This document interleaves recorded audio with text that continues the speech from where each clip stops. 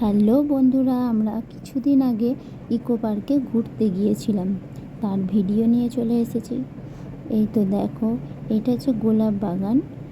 গাঁদা সব গাছই আছে, তবে সবটা ভালো করে তুলতে পারিনি, ঘুরতেই ব্যস্ত ছিলাম।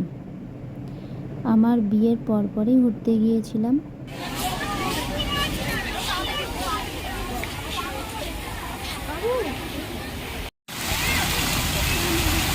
আমার প্রশ্ন, তোমার দরকারটা কি?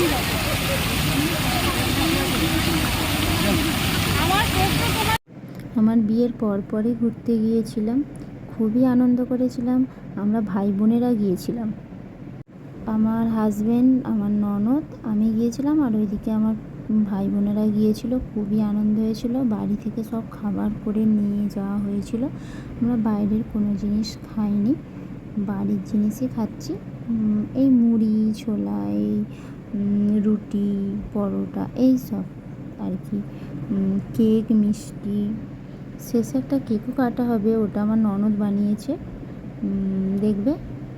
গাড়িতে আমরা খুব আনন্দ করতে করতে তারপর ফিরে এলাম।